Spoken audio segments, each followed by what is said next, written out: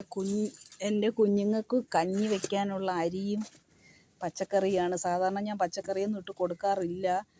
കാരണം ഞങ്ങളുടെ മദാമ്മ അവരുടെ പട്ടികളായിരുന്നു. അവർ കൈവിട്ടതിന് ശേഷം ഞങ്ങളുടെ തലയിലായതാണ്. അപ്പോൾ ഞങ്ങളുടെ സാമ്പത്തികം കൊണ്ടൊന്നും ഞങ്ങൾക്ക് ഇവരെ നോക്കാൻ കഴിയില്ല. അതുകൊണ്ട് ഞങ്ങൾ അരിഷ്ടിച്ച് 2 നേരം കഴിച്ചുകൊണ്ടിരുന്നവർക്ക് 1 നേരം റേഷനരി മാത്രമാണ് ഞങ്ങൾ കൊടുത്തുകൊണ്ടിരിക്കുന്നത്. അപ്പോൾ അവരെല്ലാവരും 2-3 കിലോ വെയിറ്റ് കുറഞ്ഞു. ആളുകളെല്ലാം ക്ഷീണിച്ച് ഉണങ്ങി ഒരു പരുവായി. അവരെ കാണാൻ സങ്കടം വരുന്നുണ്ട്. പക്ഷേ ഞങ്ങൾക്ക് എന്ത് ചെയ്യാം, നല്ല ഫുഡ് കൊടുക്കണമെന്നുണ്ട്. ഞങ്ങളുടെ സാമ്പത്തികവും ഞങ്ങളുടെ അവസ്ഥകളൊന്നും കൊണ്ട് ഞങ്ങൾക്ക് പറ്റുന്നില്ല. അതുകൊണ്ട് ഞാൻ ഇന്നലെയും ഇന്നുമായിട്ട് ഞങ്ങൾക്ക് കറിക്ക് വാങ്ങുന്നതിൽ കുറച്ച് പച്ചക്കറിയൊക്കെ എടുത്ത് ഞാൻ അവർക്കും കൂടെ അഡ്ജസ്റ്റ് ചെയ്ത് കൊടുക്കുന്നതാണ്. എൻ്റെ കുഞ്ഞുങ്ങൾക്കൊരു വഴിക്ക് വേണ്ടിയിട്ട് ഞങ്ങൾ എല്ലാ വഴികളും വാതിലുകളും മുട്ടുന്നുണ്ട്. പക്ഷേ ഞങ്ങൾക്കൊരു വഴിയും വാതിലും തുറന്ന് കിട്ടുന്നില്ല. അവർക്ക് വേണ്ടിയിട്ടാണ് ഞാനൊരു യൂട്യൂബ് ചാനൽ തുടങ്ങിയത് തന്നെ. അതിലും പട്ടികളെ കാര്യം കേൾക്കാനും പട്ടികൾക്ക് സഹായിക്കാനൊന്നും ആരുമില്ല. നമുക്കത്രയ്ക്കും വ്യൂസും സബ്സ്ക്രൈബേഴ്സും ഒന്നുമില്ല. അതായത് ഇന്നലെ ഞങ്ങൾക്ക് അവർക്ക് വേണ്ടിയിട്ട് ഞങ്ങളിതാ ഒരു പറമ്പ് പണി ഞങ്ങൾ ചെയ്തു കൊടുത്തു പള്ളിയിൽ.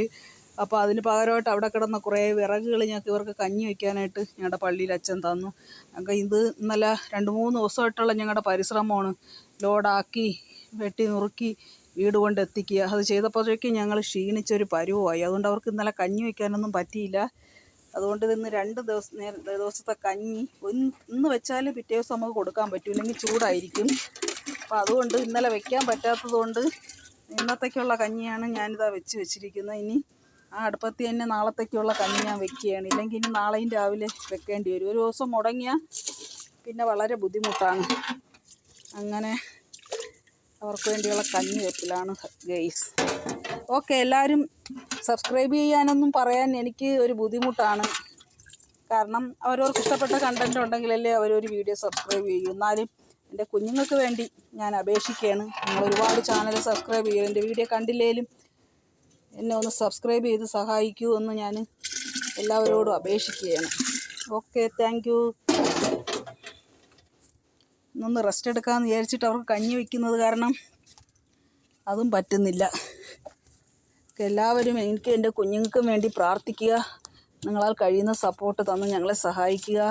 അരിക്കിപ്പോൾ ഭയങ്കര ക്ഷാമമാണ്. റേഷൻ കടകളിലൊക്കെ ഇപ്പോൾ പഞ്ചിങ് ആയതിന് ശേഷം അരി കിട്ടാൻ ഭയങ്കര ബുദ്ധിമുട്ട്. റേഷൻ കടയിൽ അരിയായിരുന്നു ഞാൻ വാങ്ങിക്കൊണ്ടിരിക്കുന്നത്. ഞങ്ങളും അത് തന്നെയാണ് ഉപയോഗിക്കുന്നത്. ഇപ്പോൾ അരി കിട്ടുന്നില്ല. അപ്പോൾ അരി വിലയ്ക്ക് വാങ്ങേണ്ട ഒരു ബുദ്ധിമുട്ടും കൂടെ ഇപ്പോൾ ആയി. മുമ്പ് റേഷൻ കടയിൽ അരി കിട്ടുമായിരുന്നു, ഇപ്പോൾ അങ്ങനെ കിട്ടുന്നില്ല. പരിശോധനയ്ക്ക് ആളൊക്കെ വരുന്നത് സ്ട്രിക്റ്റ് ആക്കിയതുകൊണ്ട് അവരും അരി തരാൻ മടിക്കുകയാണ്. റേഷൻ അരി ആർക്കെങ്കിലും തന്ന് ഫ്രീ ആയിട്ടോ അതോ ഇനി ചെറിയ എമൗണ്ടിന് ആയാലും കുഴപ്പമില്ല.